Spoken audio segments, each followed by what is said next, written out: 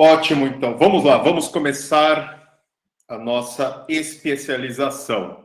Pessoal, sejam bem-vindos à especialização PCD, do Especialista da Saúde e Bem-Estar do Casal. PCD, o que é PCD? Vocês vão ouvir eu falando muito sobre isso.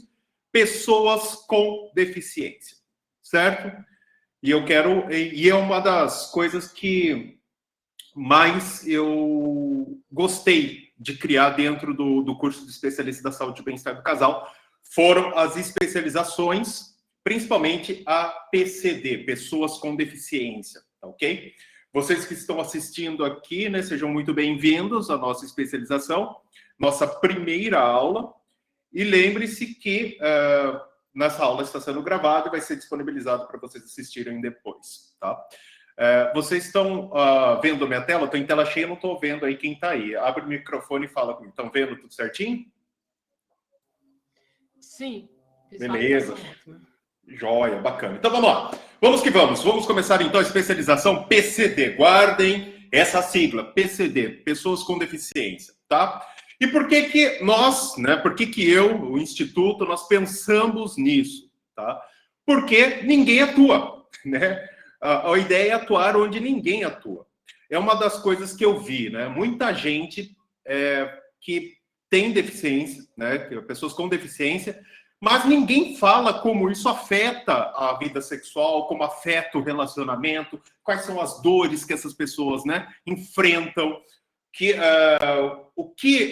os mitos, as verdades, e até mesmo, vamos combinar, né, como atender pessoas com deficiência.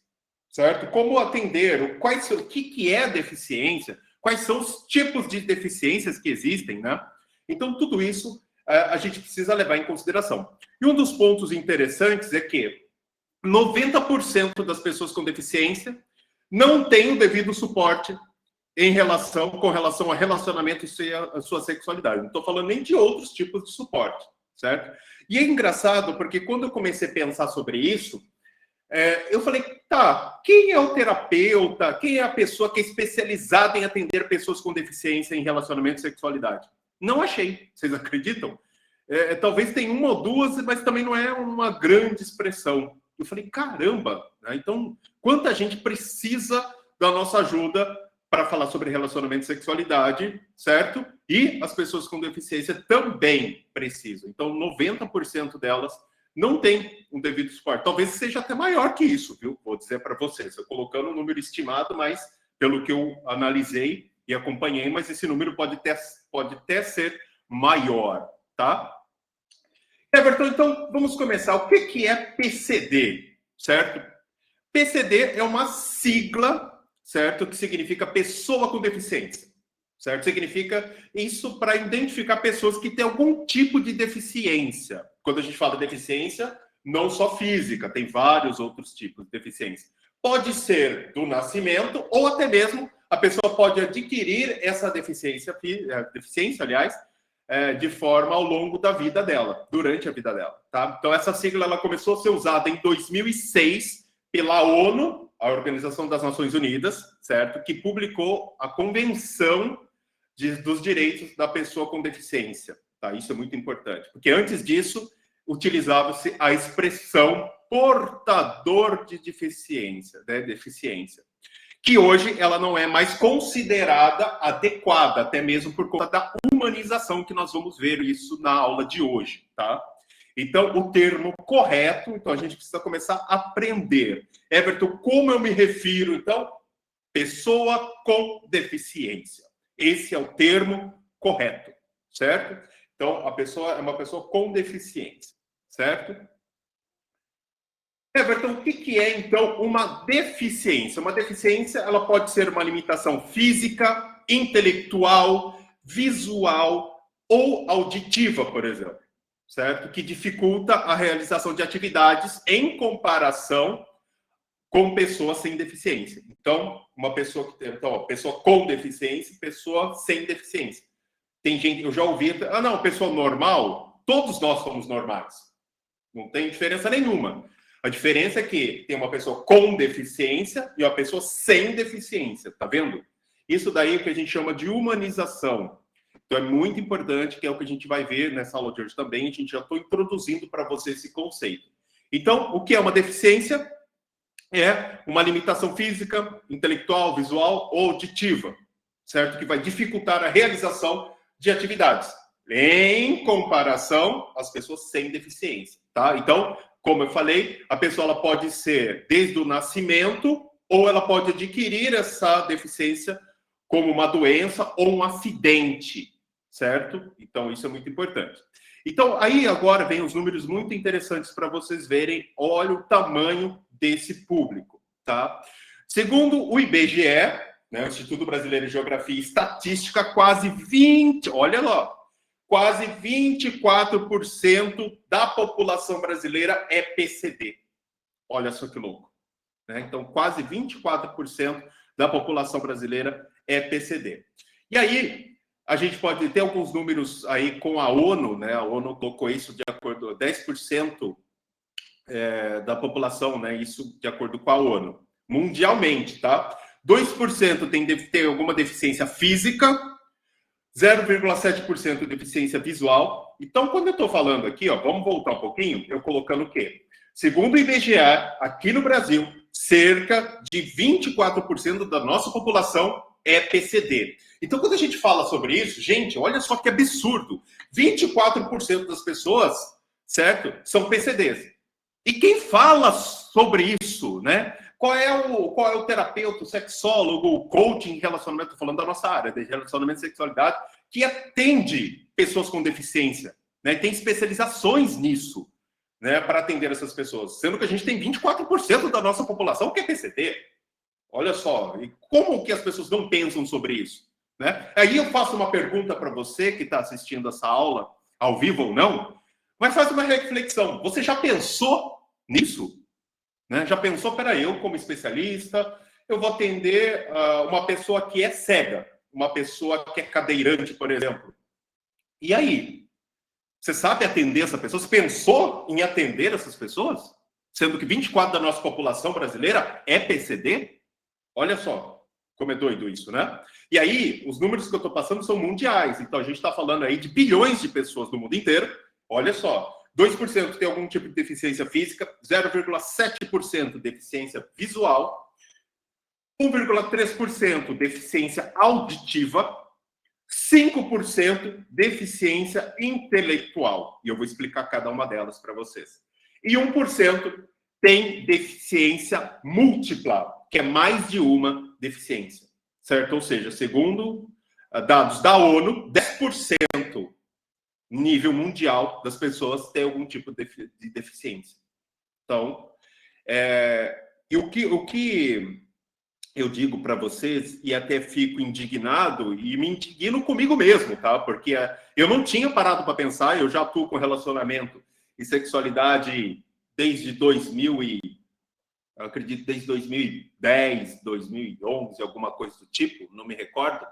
E eu nunca tinha parado para pensar sobre isso. Olha só como é absurdo, né? Então eu me coloco também nesse grupo. E Everton, como que você teve essa ideia? Como que você pensou sobre trabalhar com pessoas com deficiência, criar uma especialização sobre isso? Eu leio muito, né? Muitos de vocês sabem muito disso.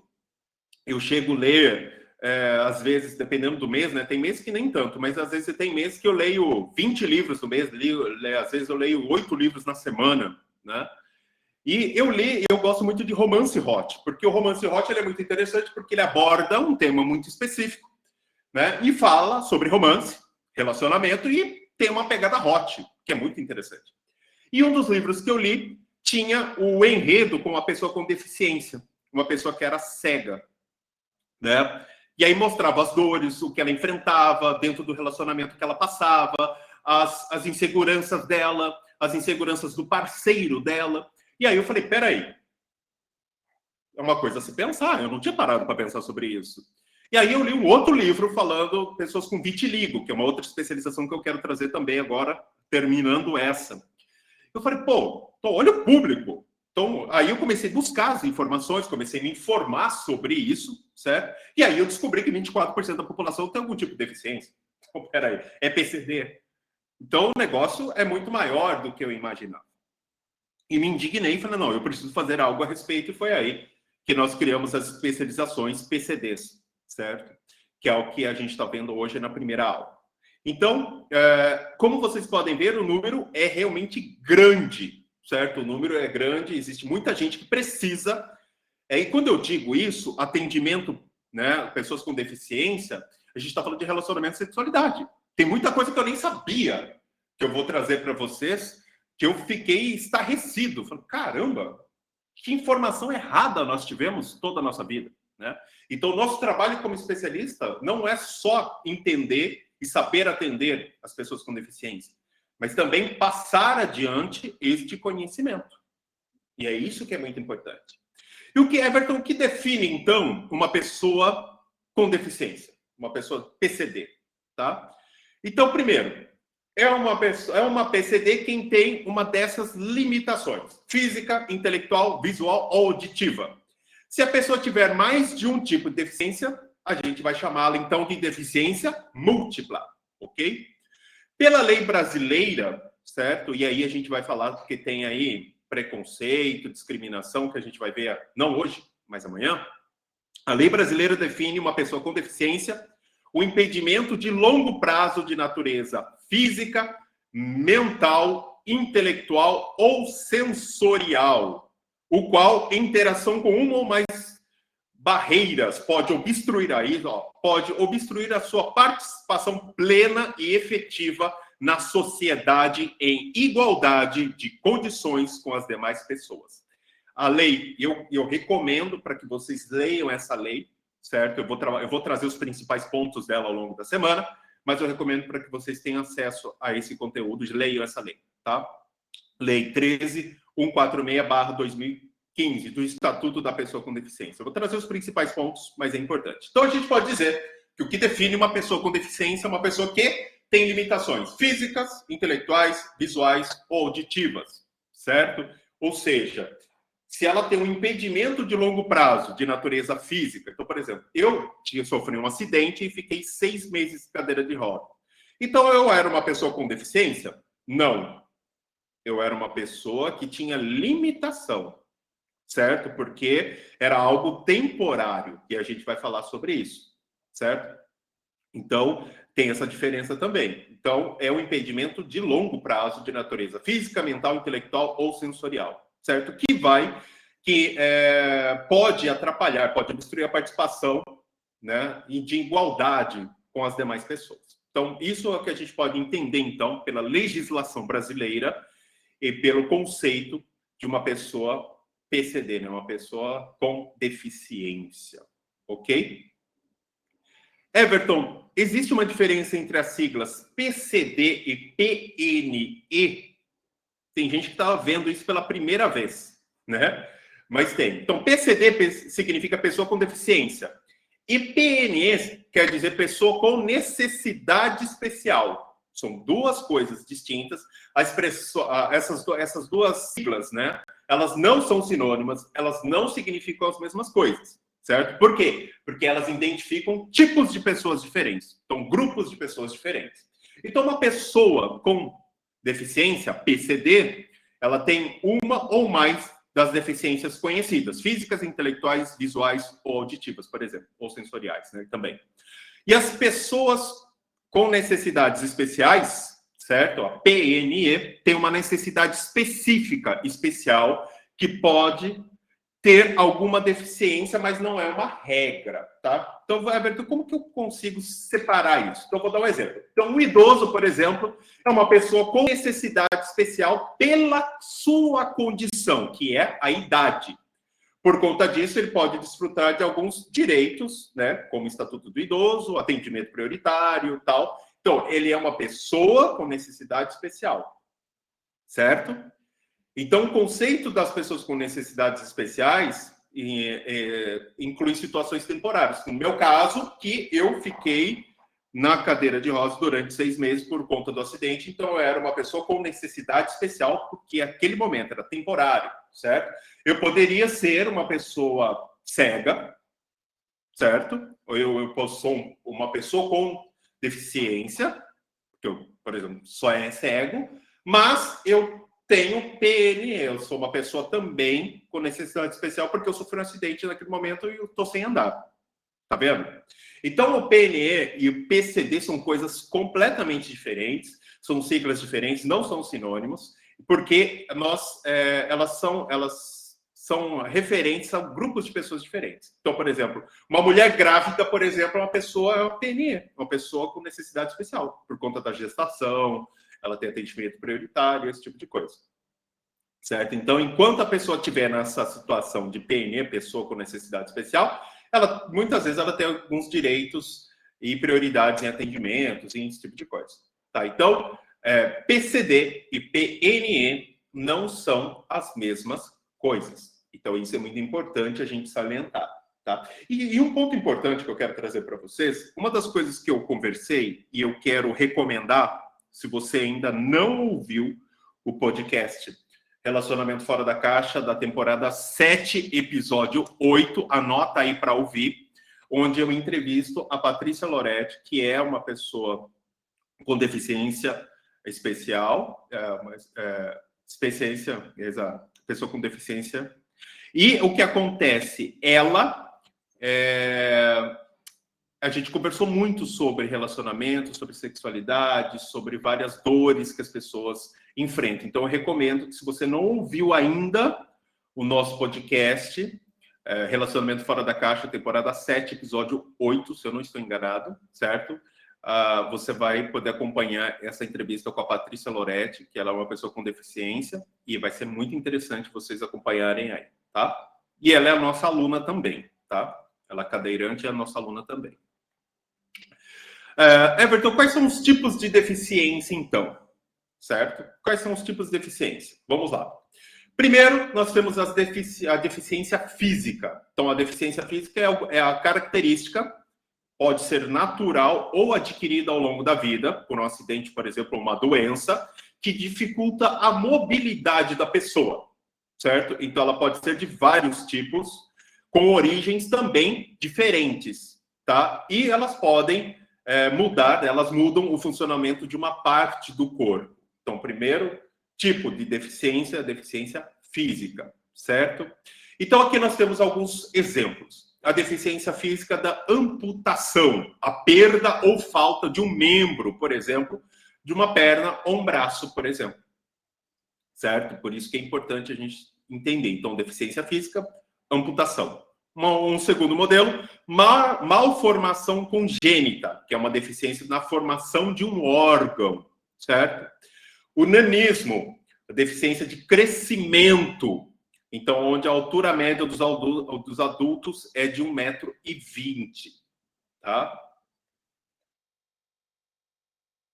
Paraplegia, certo? A paralisia da parte inferior do corpo, principalmente o movimento das pernas e dos pés, certo?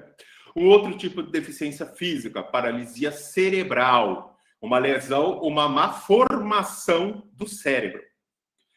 Tetraplegia, certo? A paralisia e perda dos movimentos dos membros superiores e inferiores, braços e pernas, certo?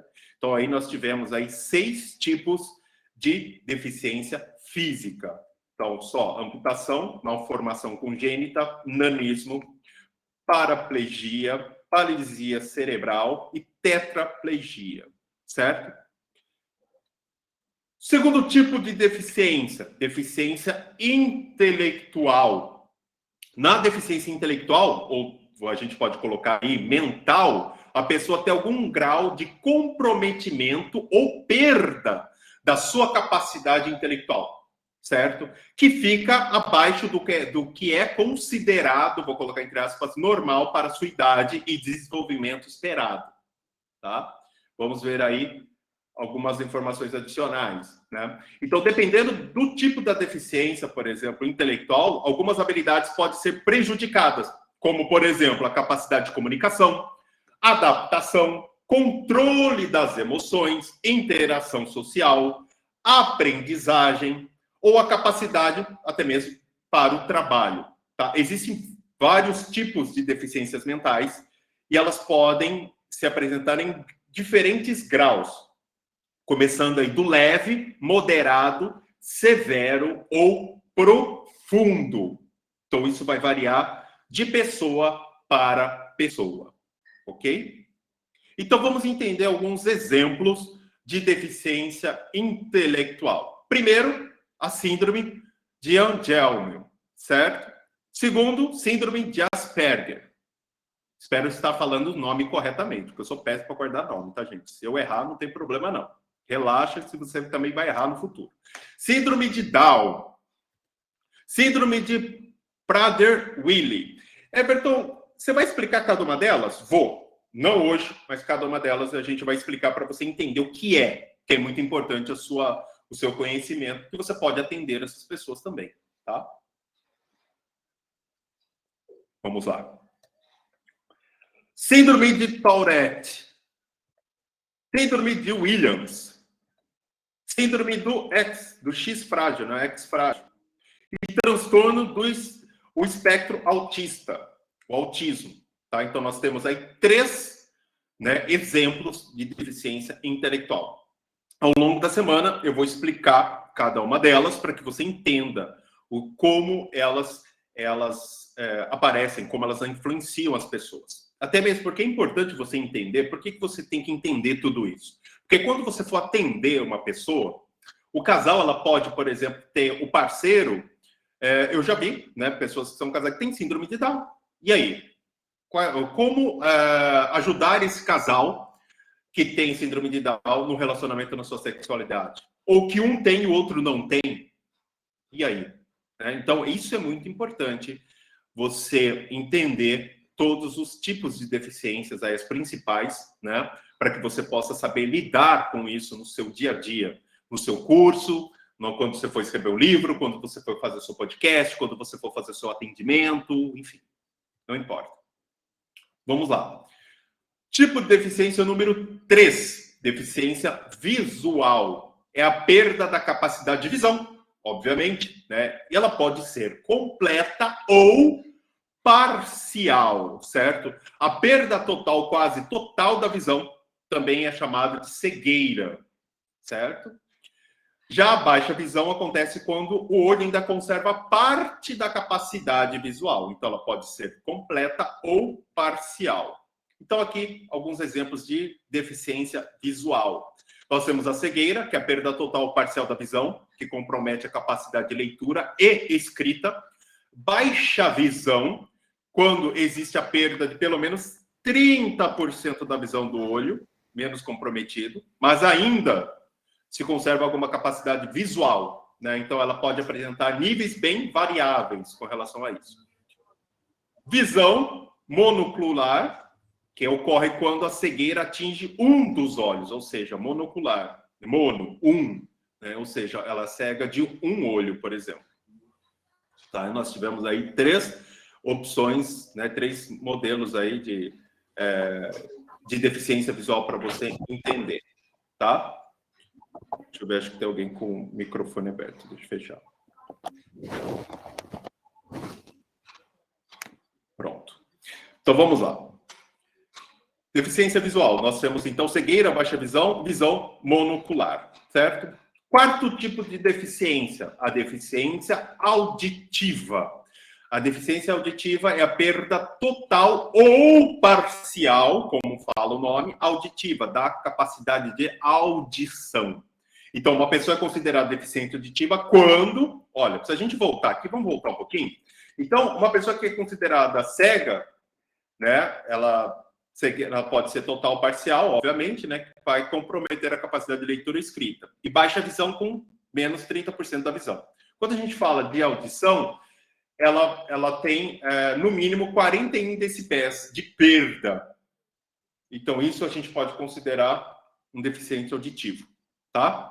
E aqui nós temos aí as duas situações. Unilateral, que atinge somente um dos ouvidos, e bilateral, que a perda de audição acontece nos 2 ouvidos, certo? Lembrando-se que nessa deficiência auditiva, ela pode ter a perda total ou parcial da capacidade de audição. E esses aí são os né, duas situações aí que a gente tem na deficiência auditiva, certo? Então, aqui nós tivemos vamos dizer, os principais tipos de deficiência aí que eu queria passar para vocês, tá? E aí, eu quero falar agora sobre capacitismo. Everton, que trem é isso que eu nunca ouvi falar isso? O que é capacitismo? De forma bem resumida, certo?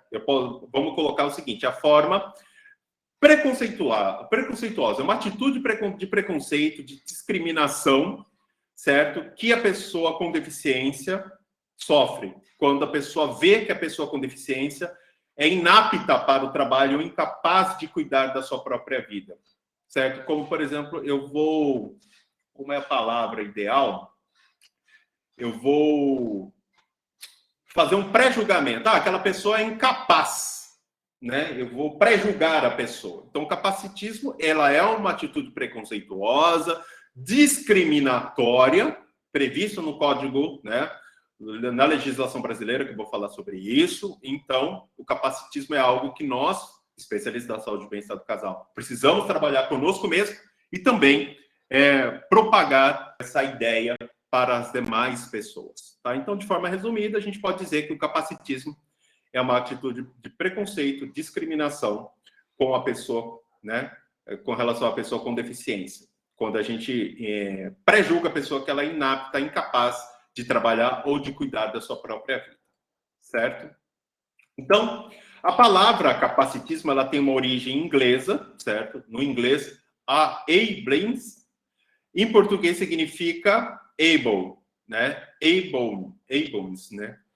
Significa capaz, e o termo ganhou uma popularidade, segundo a BBC, nos Estados Unidos, na década de 80, 1980, com os movimentos dos direitos pelas pessoas com deficiência, certo? E foi aí que surgiu aí a palavra capacitismo, tá? E esse termo.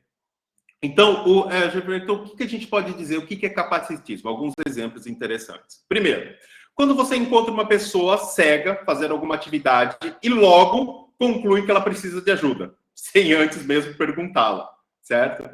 E que ela precisa de ajuda, você já entende que ela está precisando de ajuda por ela ser cega, pela condição dela, você já está dizendo que ela não é capaz de alguma coisa e você quer ajudá-la. Então, isso é uma forma de capacitismo, certo?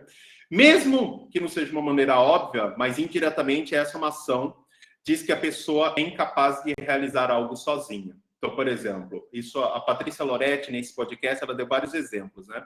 Então, ela foi no restaurante e o garçom, em vez de falar com ela, falou com a pessoa que estava ao lado dela, se ela queria beber alguma coisa. Olha só que situação.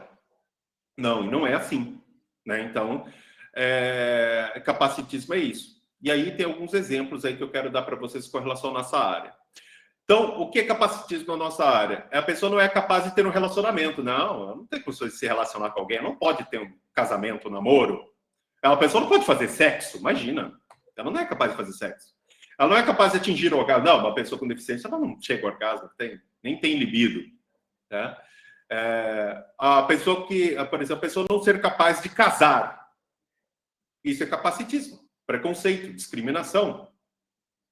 Não é capaz de se masturbar, é algo que, isso a gente falou no podcast, é muito importante vocês ouvirem. Não ser capaz de sair para um encontro. Não, uma pessoa com deficiência não pode, imagina, sair para o encontro. Né?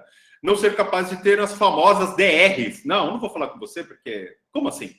Lógico, a minha condição não significa que eu seja menos do que a outra pessoa.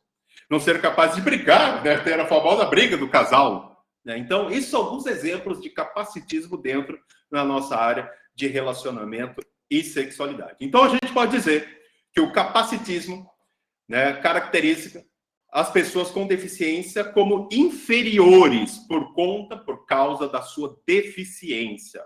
Então, na visão capacitista, então uma pessoa que faz isso é uma pessoa capacitista, uma visão capacitista. As pessoas com deficiência são incapazes de estudar, trabalhar, se relacionar com outras pessoas, fazer sexo com outras pessoas, né? E outras coisas típicas de pessoas sem deficiência. Então, a gente pode dizer que o capacitismo a gente pode resumir dessa maneira. Everton, o capacitismo é crime? Sim. Uma vez que você discrimina, uma vez que você limita a pessoa, você está cometendo um crime, principalmente por conta da legislação brasileira, tá? E aí, nós temos que lidar e trabalhar muito com o preconceito estrutural, certo? Então, apesar da gente ter o termo capacitismo, né, que ele é bem recente, mas o preconceito com as pessoas, né, contra as pessoas com deficiência já vem de muito antes, certo? E acaba se tornando quase invisível, certo? Isso por que isso acontece? Porque o capacitismo geralmente é encarado como uma consequência de atitudes individuais. Ah, a pessoa fez aquilo com a outra. Não, mas só que ela é uma forma de preconceito estrutural, já está enraizado dentro da nossa sociedade, certo? E mudar isso é literalmente a gente mexer na nossa estrutura como sociedade, certo? E acho que o primeiro ponto, nós especialistas, e eu falo por mim, é criar livros, como a gente faz com os alunos, criar podcast sobre isso, criar uma especialização para ajudar vocês a atender pessoas com deficiência. Ou seja, começar realmente a mudar a estrutura da nossa sociedade. É quebrar o status quo. O que é o status quo? O status das coisas, né, dentro do relacionamento. Né? Quebrar esse preconceito que a gente já tem dentro do relacionamento, ainda mais contra as pessoas com deficiência. Tá? Por isso que nós, especialistas da saúde e bem-estar do casal, precisamos ajudar a quebrar esse preconceito estrutural. Então, como que a gente faz isso? Criando cursos, gerando conteúdos, podcasts, livros, o que mais? E diversas outras formas, né, de fazer isso. Então, é muito importante que nós façamos isso, tá? E aí, eu quero entrar num ponto muito importante, que é a humanização, que a gente falou do capacitismo, que é o preconceito, a discriminação da pessoa com deficiência. Agora eu quero falar sobre a humanização. Everton, o que é humanização? A humanização é você entender que a pessoa que está, né, a pessoa com deficiência, certo? Ela vem muito antes, ela como ser humano, do que a condição dela. Por exemplo, né, eu vou dar uns exemplos sobre isso, né?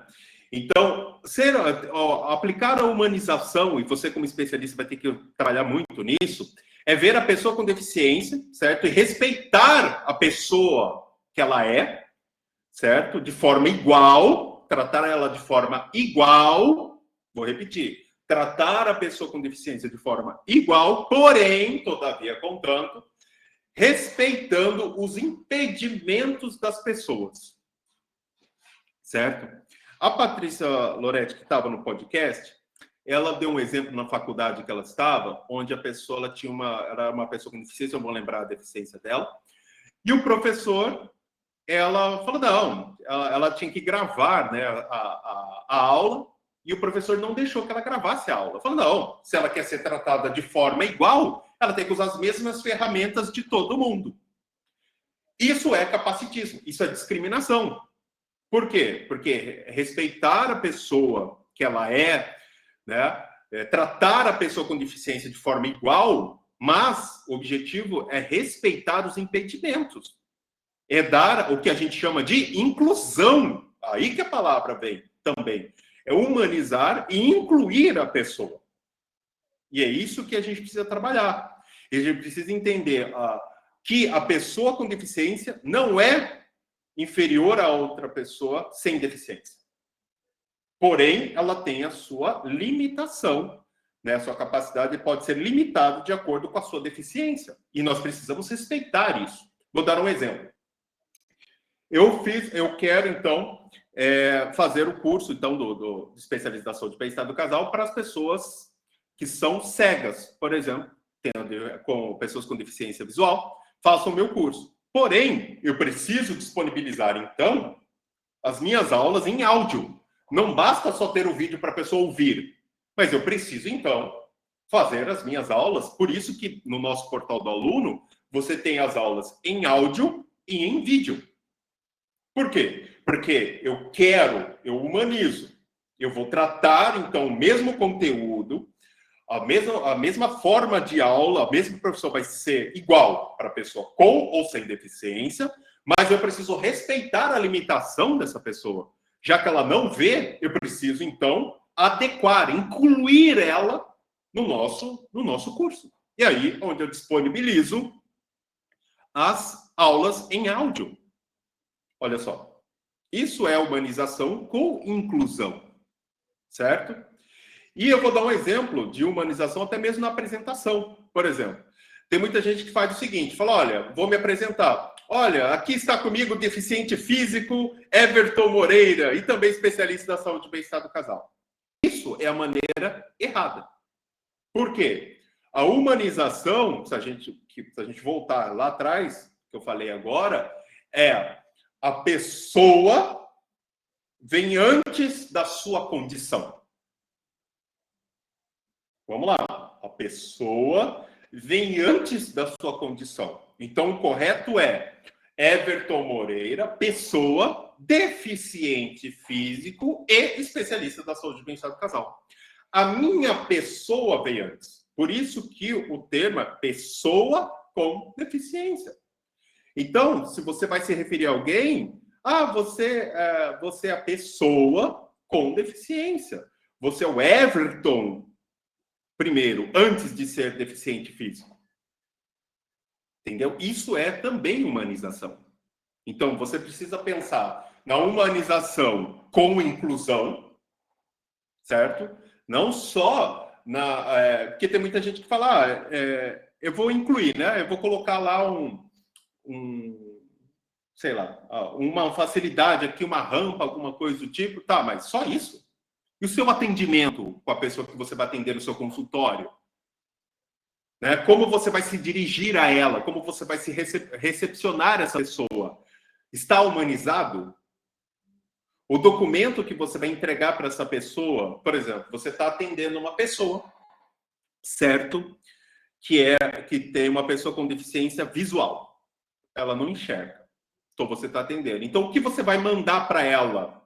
Vai ser um PDF da sua folha de indicação do seu consultório? Não. Então, eu preciso fazer todo o meu atendimento, mas eu preciso também fazer a adequação. Então, em vez de ter algo escrito, vou mandar o quê? Em áudio. Então, você precisa humanizar e incluir também. Isso é muito importante, você como especialista da saúde e bem-estar do casal. Então, o que é a humanização do especialista da saúde e bem-estar do casal? É atender de forma igual, respeitando as suas limitações. Criar uma experiência humanizada. Então, quando a gente fala sobre isso, a gente vai, é o que vocês vão ver ao longo da semana, é o quê? Trabalha desde o primeiro contato, criando uma experiência humanizada, respeitando a limitação da pessoa com deficiência. Qual a limitação que ela tem? Qual a condição que ela está? Então, a pessoa vem antes da sua condição. Então, nós precisamos respeitar, certo? Tratar de forma igual, porém, respeitando as suas limitações. E tá tudo bem. Everton, nós vamos acertar sempre? Eu acredito que não. Muitas vezes falo, gente, vou fazer, já estou pedindo desculpa antes, pode ser que eu erre aqui, tá? Mas vamos que vamos, certo? Que o objetivo é sempre aprender. A gente não nasceu sabendo, e fora que é o que eu estava falando, né? É uma informação que a gente já vem absorvendo de forma equivocada. Desde quando eu me conheço por gente, eu escutei certas coisas que hoje eu vejo que não fazem sentido nenhum. Que eram crenças limitantes, preconceitos, achismos, que esta semana, nessa especialização, é trabalhar isso. É trabalhar... do projeto de vocês. Então, assim, só quero te parabenizar mais uma vez e dizer que é isso aí, né? A participação da academia dos alunos, né, se envolver em projeto de extensão é de grande relevância para o momento de aprendizagem, para quando estiverem no mercado de trabalho, já ter uma certa... Bom, não consegui silenciar ainda. Aguenta aí. Não sei o que naquilo que vocês vão se propor. Nayara, fecha seu microfone aí que não estou conseguindo fechar.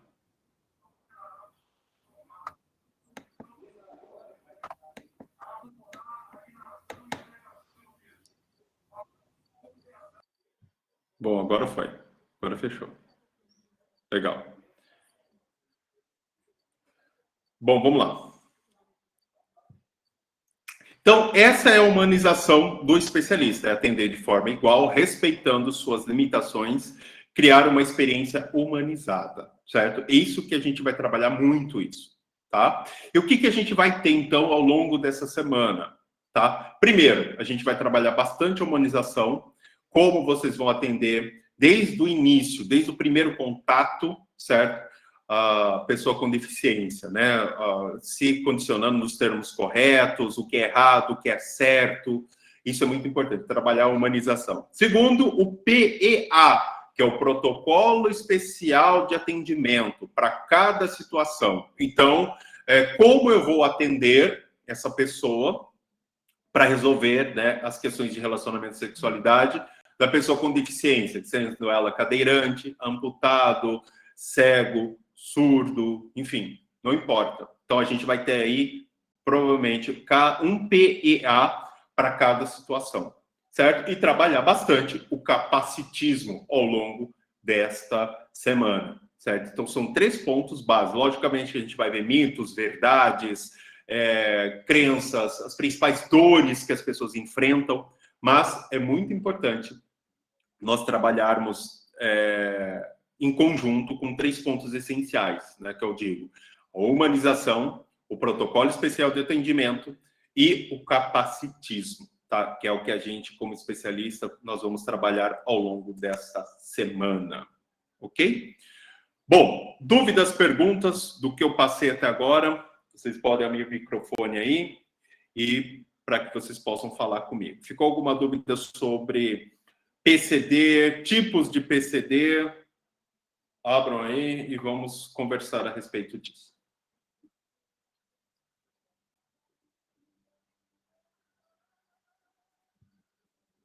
Não estou tomando uma água aqui. Deixa eu ver o chat.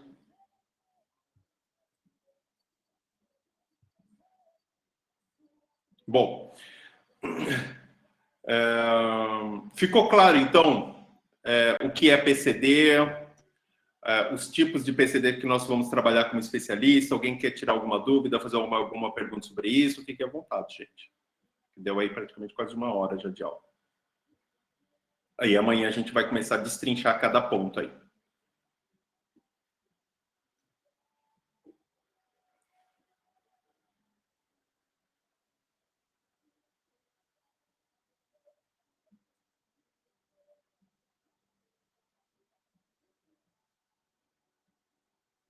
Ninguém? Tá tudo certo? Então podemos encerrar? Pode, Everton. Eu acredito que quando você for especificar, né, cada PCD, cada patologia, cada deficiência, eu acredito que a partir daí é que vão surgir mais dúvidas, entendeu? Do como trabalhar, dessa questão mais do como, entendeu? Porque hoje você deu uma explanação geral, principalmente de conceitos, né, que é necessário, inclusive. Né? Então, acho que quando você começar a pontuar, né, deficiência por deficiência, cada uma vai ter a sua própria característica, o modo como conduzir, eu acho que aí sim vai surgir bem mais dúvidas, entendeu? Ah, claro, mas com hoje certeza. Foi esclarecido. É isso aí. E você já tinha pensado, você já chegou a atender alguém, Rose? Com relação a... Não, só a nível de orientação, tetraplégico. Inclusive, quando tetraplégico, eu tive que acompanhar até no Hospital Sara, né? E no Hospital Sara é uma diversidade de deficiências, certo? Muitas vezes por questões de acidente, né? Sequelas. Então, quando existe a sequela, ela é mais delicada, porque você envolve o psicológico muito forte, Certo? Então, eu tenho realmente a questão da tetraplegia como experiência a nível de acompanhamento, mas não de casal, mas sim de questionamentos, de descobertas, da necessidade, daquela questão do se sentir bonita ainda, do que eu posso ou não posso, do primeiro movimento. Tetraplegia, ela é muito complexa, né? Porque é do pescoço para baixo. Então, qualquer movimento que você passa a ter, mas a cabeça está 100%. Assim, a vontade está 100%, querer ser normal, tá, é normal entre aspas, né? Porque eu acho que não existe essa normalidade toda, nem entre nós, ditos normais, entre aspas, certo? Mas há essa necessidade, essa carência de se sentir bonito, será que eu posso paquerar? Então, não estou falando da deficiência física, né? Na deficiência, que você ainda vai entrar nela também, da síndrome de Down, eu acompanho mais, tá? Mas é aquele acompanhamento, eu não atendi casal, tá, Everton? Não atendi casal. Mas principalmente os familiares, quando querem orientar, querem buscar uma orientação. E realmente, como você está dizendo, existe uma certa carência nesse âmbito de informações. Eles têm a informação do neuro, do psicólogo, do pedagogo, tá? Mas quando começa essa coisa toda da sexualidade, da questão do se sentir aceito em grupos, ou quando visualizam casais, e querem também se sentir casais, né? Então, acho que nós, especialistas, nós precisamos nos aprofundar muito nessa questão desse conhecimento específico, entendeu? Não, com certeza. E você sabe, você colocou um ponto muito interessante, que eu estava conversando com a Patrícia a respeito disso, no podcast. Exatamente, eu tenho, não só, o nosso atendimento não vai ficar restrito somente à pessoa com deficiência ou o parceiro que se relaciona com a pessoa com deficiência, mas também com a própria família. Porque o pai ou a mãe que tem um filho com deficiência, ele também tem a sua sexualidade que está ativa, a sua vontade de se relacionar. E como lidar com isso? Será que a gente vai falar sobre infantilização amanhã? Vamos falar de outros pontos interessantes? E exatamente são coisas que você fala, cara, a gente precisa lidar com isso. E é um ponto que a maioria das pessoas não lida, não falam sobre isso. Que é aí que entra o especialista, que é por isso da nossa especialização, é trabalhar não só o casal, onde um ou os dois possuem uma deficiência, mas também o pai, a mãe, né, a pessoa com que também pode ser responsável por aquela pessoa. Também, olha, a pessoa tem uma sexualidade ativa, independente de qual a deficiência que ela possui, qual a condição que ela esteja. Isso, então, porque isso a própria negação, eu sempre digo que o próprio preconceito, Everton, ele começa em casa, seja por cuidados, por medos, por muitas coisas. Mas começa em casa. E começa em casa, muitas vezes, por falta de conhecimento, de saber como é que eu devo conduzir, como é que se aborda esse tipo de assunto. Porque não tem esse conhecimento, entendeu? Então, cada família quer proteger o seu, proteger de todas as formas. E muitas vezes começa, então ele não é capaz de isso. É como você falou agora. Você julga que o outro não é capaz disso, daquilo. Então já começa com né, a questão do emocional de uma superproteção. E, na verdade, é falta de conhecimento que gera essa insegurança, que vai gerar essa superproteção. No final, no fim, o único prejudicado realmente é a pessoa com deficiência, entendeu? Porque não teve o apoio onde deveria ter, que era o familiar, desde o seu início, né? Ou seja, se for congênito ou sequela de algum acidente, mas precisa disso. E nós, especialistas, para orientar também essa família, entendeu? Porque assim como a educação sexual em adolescentes e jovens, eles nos procuram para saber até que ponto está certo, porque está uma loucura nesse mundo de informações, também para o PCD, eles também têm essa dúvida, eu posso abordar isso ou não posso? Não, já está desse jeito, se for abordar isso, vai fugir do meu controle. E essa fugida de controle, que tipo de insegurança é essa que precisa ser trabalhada, entendeu? Não, com certeza. Não, e eu falo uma coisa para você, a situação é tão, vamos dizer assim, tão necessitante, não sei se a palavra é correta, mas 24% da população é PCD. Porra, é gente pra caramba, é gente para mais metro que precisa de trabalho, de pessoas que falem sobre relacionamento e sexualidade. Ou seja, já tem pouca gente que fala sobre relacionamento e sexualidade para pessoas sem deficiência. Imagina, então, para pessoa com deficiência. Quase não existe, né? Muito pouco. assim, especializados. O que acontece são pessoas que têm deficiência, né, com pessoas com deficiência, pessoas que têm alguém na família com deficiência que se propõe a falar sobre isso. Mas especialistas mesmo, formados, pessoas que trabalham com relacionamento e sexualidade, eu particularmente até agora não vi ninguém que fala, olha, eu atendo pessoas com deficiência, eu sou um psicólogo, sexólogo e trabalho relacionamento sexual da forma exclusiva e trabalho com pessoas com deficiência. Eu não vi. Até agora pode até ter, mas eu não vi. Não conheço. Né? E realmente eu acredito que seja isso. Então é isso aí. Mas por hoje está tranquilo, Everton. Eu acho que só vai gerar realmente dúvidas, tanto minha quanto das colegas aí, eu acredito. Né, Marlúcia? Eu acredito.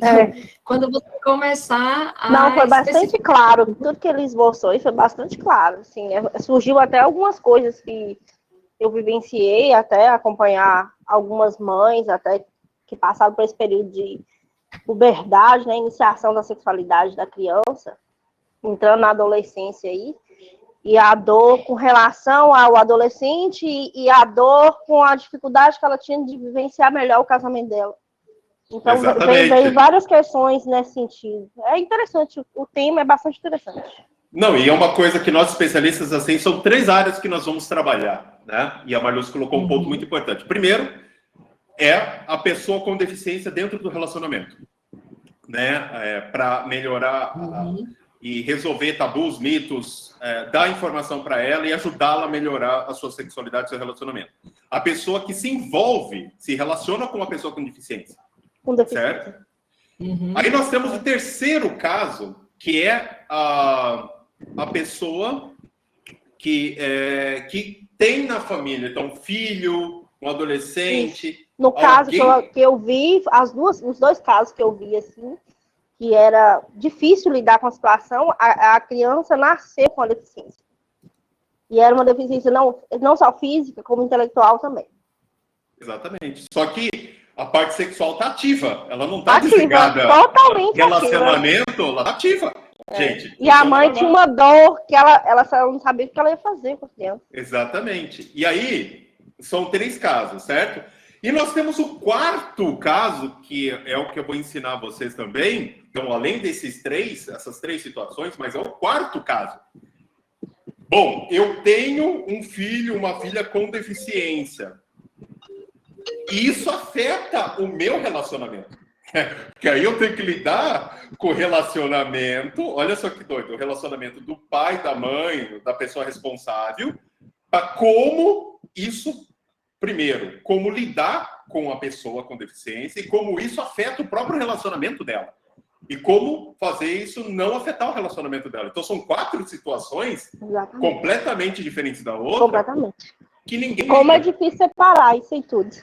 Exatamente, que ninguém liga. Que exatamente é isso que a gente vai trabalhar ao longo dessas próximas 2 semanas, né? A gente está começando agora, mas não é algo que vai terminar em uma semana. É bem isso mesmo. Mas são 4 situações extremamente importantes. E essa última também, porque muitos casais... Eu estava conversando com uma moça que ela tem uma associação para pessoas com deficiência, a síndrome de Down. E as mulheres, que os maridos largam as mulheres por conta que o filho nasce ou a filha nasce com síndrome de Down. Então, olha só,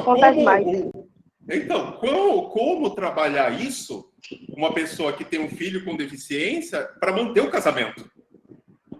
Né? Então, quer dizer, não é só essas 3 situações primárias, mas também tem essa última, essa 4ª situação, onde a gente precisa estruturar muito bem o casamento, o relacionamento daquela pessoa que tem um filho ou uma filha, né, um dependente com uma pessoa com deficiência.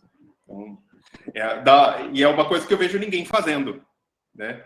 Então, não vejo ninguém atuando de forma muito específica com isso. Então, eu acredito que o nosso trabalho pode fazer muita diferença com essas pessoas aí. 24% da população é PCD, então é muita gente para a gente atender. A gente não dá conta de atender todo mundo, né? Muita gente. Então é isso, gente. Muito obrigado pela participação de vocês na aula de hoje. Nos vemos amanhã na próxima aula. Espero que vocês tenham gostado dessa aula de hoje e não percam a próxima aula. Serão 2 semanas de aula aí para a gente aprender tudo sobre PCD, pessoas com deficiência, e ter uma especialização focada nisso. Até mais, pessoal. Um ótimo dia para vocês e a gente se vê amanhã. Até mais a todos.